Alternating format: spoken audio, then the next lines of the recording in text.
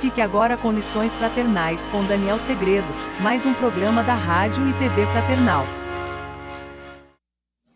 Olá, amigos e amigas da Rádio e TV Fraternal, muito bem-vindos a mais um capítulo do Lições Fraternais. Fazendo a leitura do livro Religião dos Espíritos, hoje nós chegamos no capítulo 69, Diante das Tentações.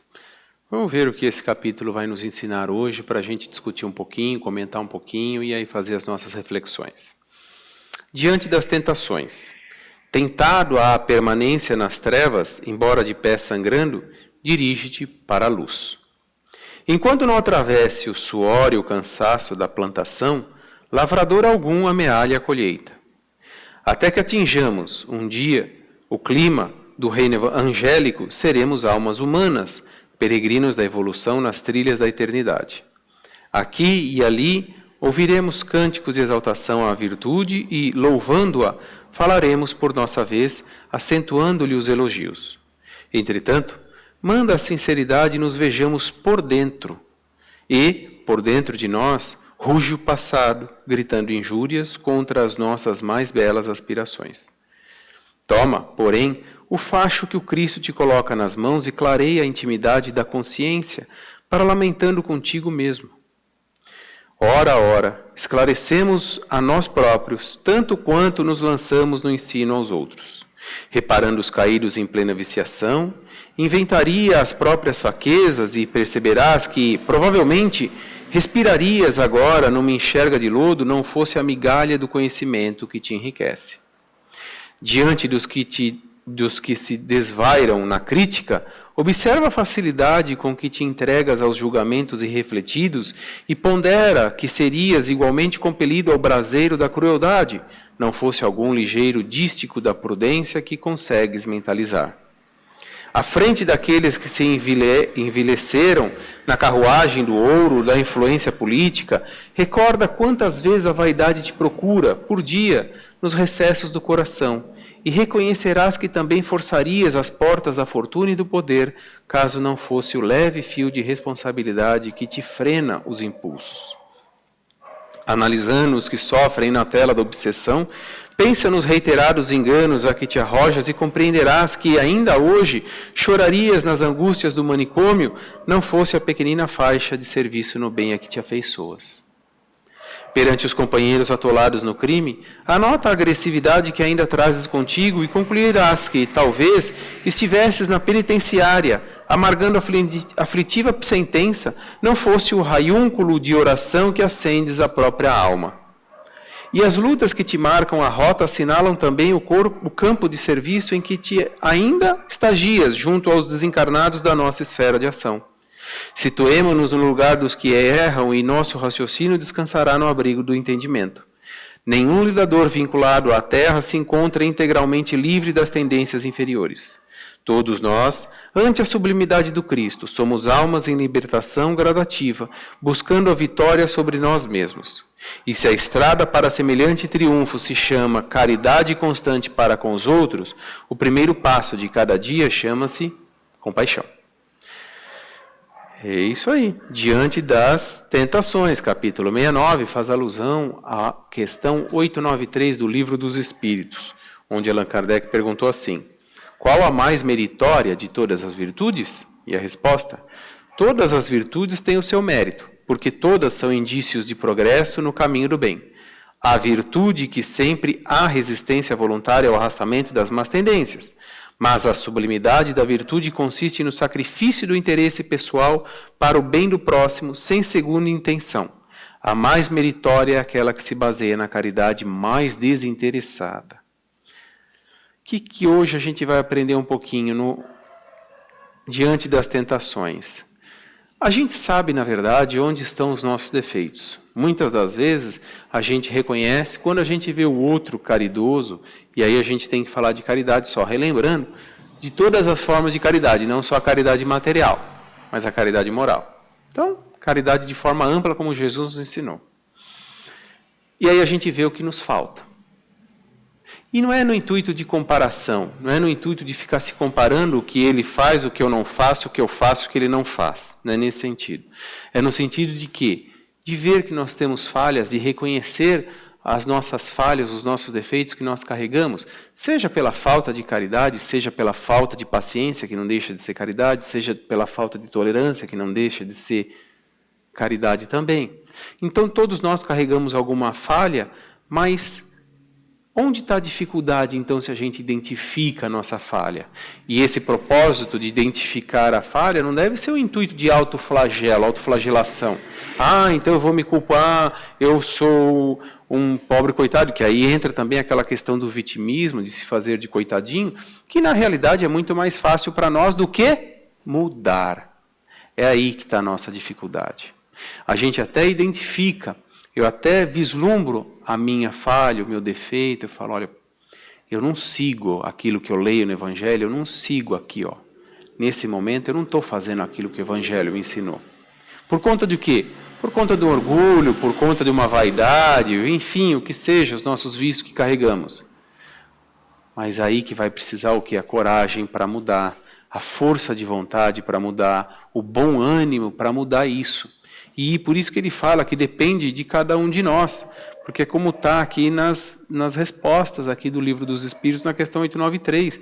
Todas as virtudes têm o mérito, então tudo aquilo que eu fizer desinteressado, de bom agrado, de bom coração, é pontuado, é válido, é isso que ele está me ensinando. E como que eu vou fazendo isso? De dentro para fora, mudando. Por quê? Quando ele diz aqui o tema, vamos para o tema, quando ele diz aqui diante das tentações, o que quer dizer? É diante das nossas dificuldades que todos nós passamos. E quando nós estamos perante uma necessidade, uma urgência, uma tentação, a gente quer o quê? Ajuda. E ajuda de que forma? Da mais breve possível. Porque, indistintamente, quem tem fome tem pressa.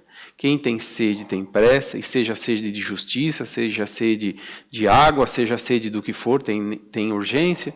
Quem sente frio tem necessidade do agasalho, quem se sente frio na solidão tem necessidade do envolvimento carinhoso, do envolvimento carinhoso, fraterno.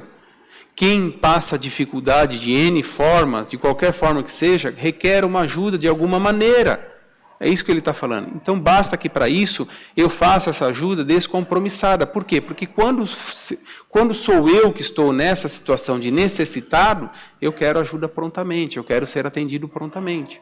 Então, a gente compreende a caridade, a necessidade, a gente compreende o que falta, essa carência que falta no outro, quando nos falta. E como que nós gostaríamos de ser tratados? Bem tratados, não é isso? Nós gostaríamos de ser atendidos daquilo que nos falta, daquilo que nos está machucando, está nos causando ferida. Nós queremos que seja solucionado. Então urge para nós o tempo. Só que quando eu me coloco na situação para ajudar, muitas das vezes, amanhã eu vejo, outra hora eu faço. Vai protelando.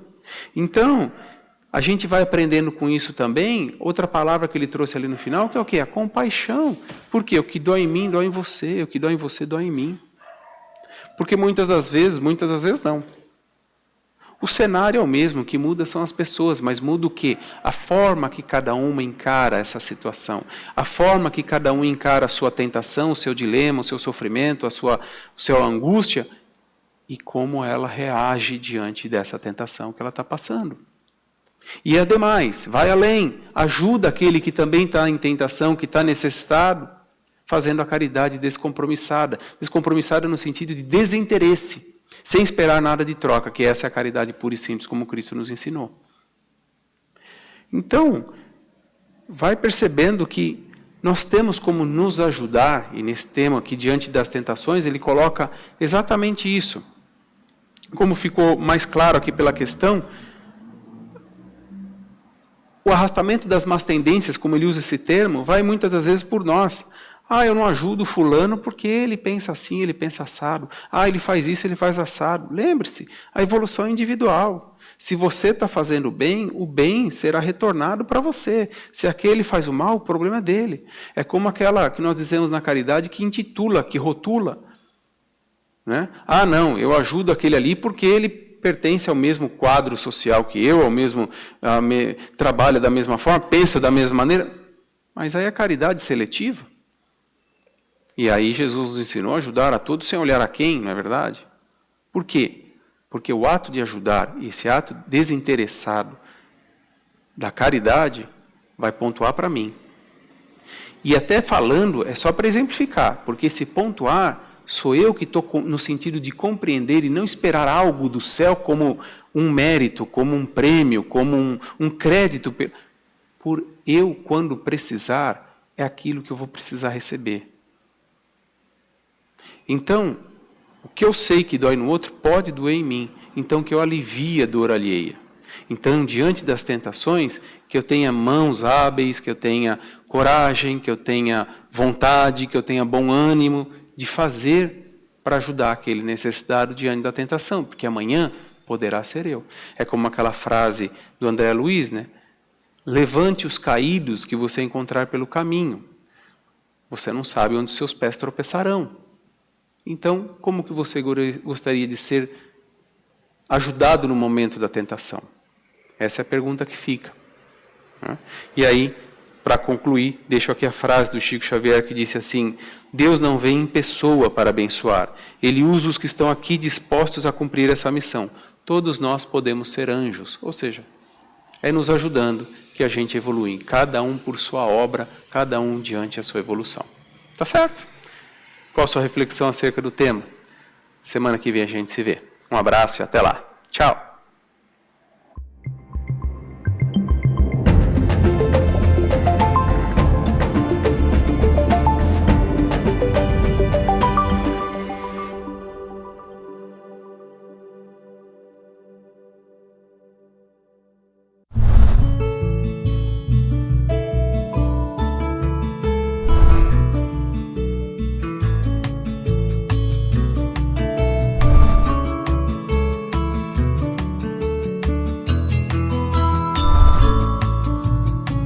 Você assistiu Lições Fraternais com Daniel Segredo, mais um programa da Rádio e TV Fraternal, sempre em sintonia com você.